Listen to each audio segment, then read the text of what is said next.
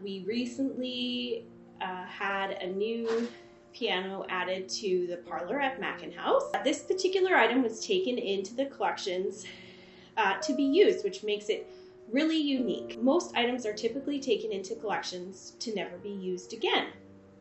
We really love to create an interactive environment here at MacLeod, and as such, part of that environment includes objects that people can pick up and touch. So we specifically collect items separate from our permanent collections that are called interactive objects, and this piano is one of those items, and it adds quite a lot of ambiance to our programs and events. Most of our events would include piano as part of the festivities.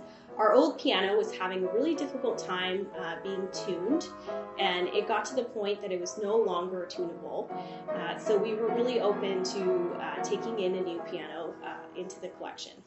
We aim to include as many opportunities as possible for our museum guests to interact with objects on display in a way that is safe for the artifacts. So we have created a separate education collection full of items without significant historical context that can be picked up and handled by our guests. So they get to touch a piece of history. This piano did need to have a bit of work completed so that it could continue to play music. When undergoing treatment for an item in our collection, we aim to change as much as is necessary to get it to play, but as little as is possible. We enlisted a professional in the piano field to complete this work. This item is meant to be used, and as such, it had to undergo some treatment, including replacement of the brass strings, new tuning pins, pin black repair, new dampers, a damper system regulation. It underwent 4 tunings due to the replacement of the strings, what's called voicing, a full action regulation, and some of the keys were bleached because they were quite yellow due to the age of the piano. These actions were taken to get the piano back to a playable state.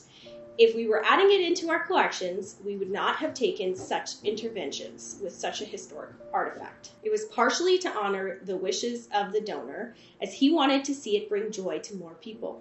For all of our collections, we aim to take actions to slow deterioration and prevent damage through control of environmental conditions, pest management, proper moving and handling procedures, along with control of access.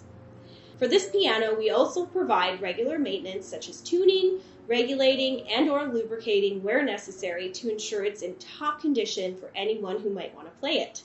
Regular dusting and polishing are also a part of the care of this piece to ensure the wood retains its shine and luster. We aim to keep a stable environment for our wooden artifacts, which means regulation of the temperature and humidity. Wood artifacts are hygroscopic, which means they take in and release moisture.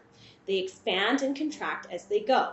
The higher the humidity, the greater the fluctuations in expansion and contraction of the wood. This can lead to significant damage over time if these fluctuations are extreme. Items in the permanent collections are protected from wandering fingers to the best of our ability, and we look at mitigating damage to artifacts by controlling agents of deterioration. We treat this item differently than we would treat a piano that had high historic value to Coquitlam and would be destined for collection storage. We would likely not want to undertake any significant changes to a piano with high historic value.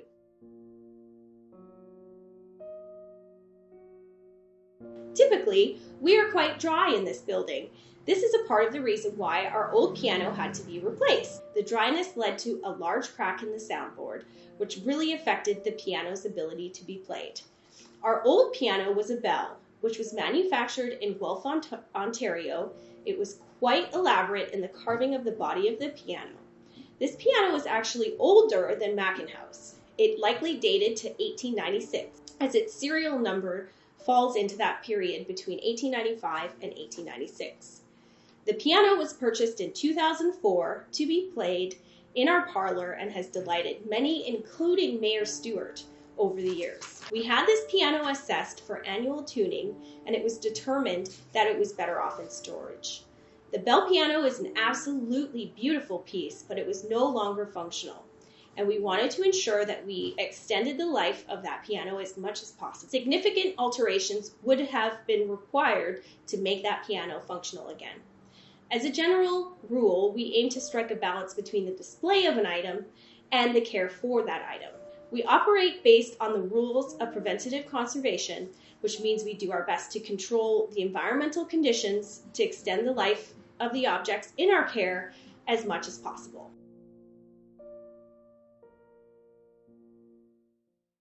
Well, I was contacted by a lovely man named Bert Holmes who was seeking a home for a piano that had belonged to his wife who had recently passed away. She loved to play this piano, and Bert really wanted to see it go to someone who would use and appreciate it. After our initial discussion, he came back to me to offer the piano if we wanted it. I explained up front that it would be used for events and programs, and he was absolutely delighted to see it have a new life. His wife brought joy to so many people with her playing, and he was honored to have it added to our collections. Heinzmann is known for creating beautiful instruments with good quality sound, so it was a welcome addition to our collections to continue that legacy. I made arrangements to view the piano at Bert's home and brought a piano expert with me to consult on the state of the piano to determine what repairs might be needed in order to get it back to a playable state.